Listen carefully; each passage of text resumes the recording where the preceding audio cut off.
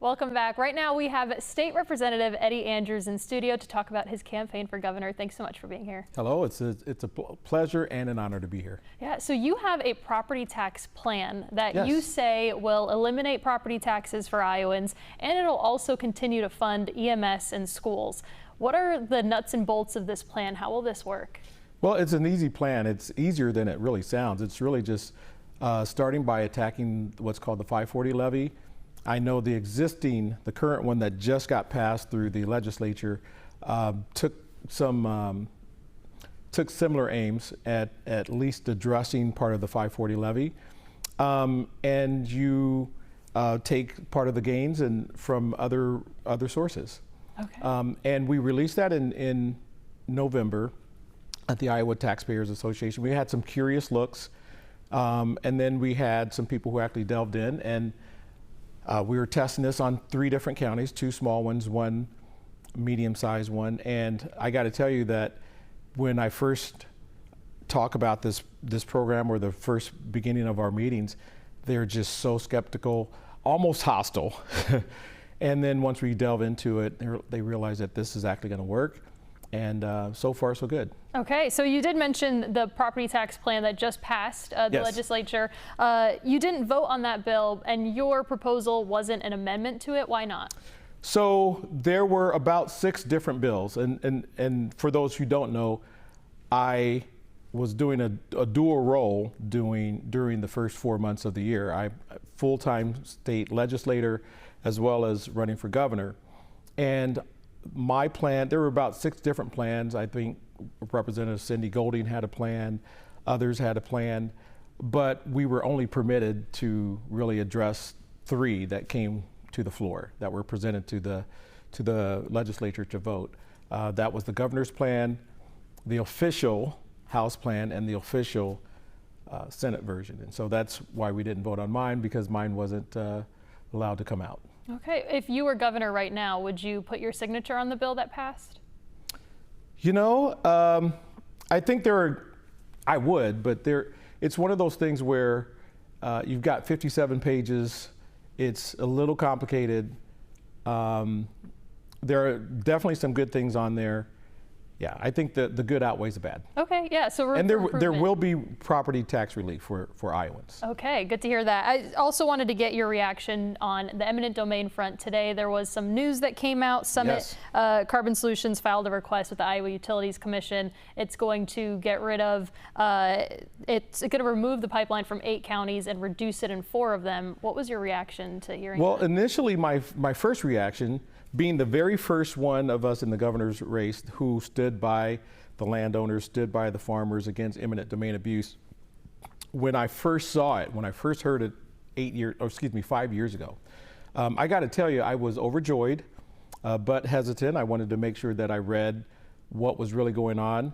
I'm not fully sure that this is I would say this is a partial victory, but it looks like they still may try to double down on certain counties. And I got to tell you, though, the persistence, the landowners who continually come down to the Capitol every Tuesday during session, and I've been at 60 different events with them, supporting them. And all they want to do is not sell. I mean, that shouldn't be a crime. That shouldn't be the basis for being bullied by the carbon capture pipeline people. And it's our job as government to protect you and to protect their rights, their property rights. And there's no way to compromise on that. You know, I've heard one of my co-challengers talk about compromise and getting everyone at the table. Well, that was 5 years ago. Now, after 5 years of bullying, there's really no compromise.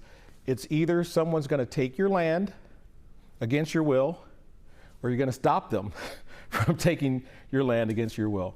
And I stand with the farmers, with the landowners, and really with the Constitution and with the Declaration of Independence. So I'm overjoyed to see this, and it's a testimony to the hard work and effort and the persistence, but we still have a long way to go. Okay, and I want to move on to education. During our last interview, you told me that you wanted the state to bring back what you called the Iowa model yes. for education. So what does that look like? Is that a change to the curriculum? It will involve a change of the curriculum. Remember, all the way from, I'm going to sound like an old guy now, but when I was a kid, Iowa wasn't just near the top. We led the nation. When I spent my summers in Ohio with my grandparents, every year, all of our friends there just thought we were the smartest kids in the world because they knew that Iowa just didn't export agriculture and corn and beans, but it was also education that we were known for. And that continued up until the 90s. And once we started adopting the national models and abandoning the Iowa model, the No Child Left Behinds, the Every Student Succeeds Act, the Common Core, we abandoned many of the tenets of the Iowa model. We abandoned, in many cases, many districts, phonics, the very basis of reading. And we adopted these whole learning things that don't really fully work. And we wondered why our kids were slipping. And it's really easy to do to restore the Iowa model. It will involve curriculum change, but it will, I guess, another big component is putting more of the resources back into the classroom with the teachers and the students. That's our product, right? Education. And no offense to the administrators, but many people don't know that we now have, in Iowa, we now have more non-teachers than teachers in our education department. And that has to change and put the focus back on the teachers and the classrooms where it needs to be. Let's talk about school choice. I know that's really important to you.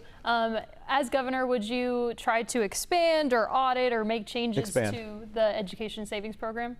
Yeah, as a matter of fact, I actually wrote a bill last year to expand the ESAs. And here's the thing, it's all about parents' choice and options. And if you think about what the Iowa Constitution tells us to do, it's our job to make sure that we have a well-educated populace. Because with a well-educated populace, you can do anything. The sky literally is the limit for Iowans. And it never says, though, fund a certain system, whether that's public, private, public charter, it's homeschool. I'm a champion of all of those. And last year I had some of the homeschoolers ask for some support through an ESA. I believe the bill initially suggested 1/5 of the $100. So we worked on that. Some of the independent homeschoolers wanted no part of that, and so we revised the bill. Representative Samantha Fett is kind of taking up that now. Yes, I would expand that because every parent should have the right and opportunity to educate their child in the best way for that particular child. Let's turn to abortion. So as governor, will you support any legislation that further restricts abortion in the state?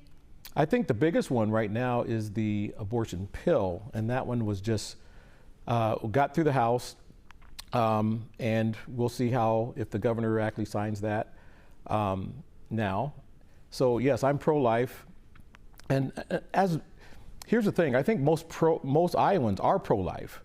One of the big differences is that some of my co-challengers and a few, very small number of people want to put women in jail for that, and that's not my style. I think we want to support and show love and help and direct and provide resources and housing and funding and collectively as a community wrap our arms around that young woman that's in a vulnerable position. Let's talk about cancer rates. As Yes. governor, will you pursue any type of policy to help lower cancer rates in the state? Yes, and I can tell you that even as a House member, there are 4 or 5 of us who've been very focused on expanding our research into pediatric cancer, which was in the original bill and was taken out, that big study that we just got the initial results from.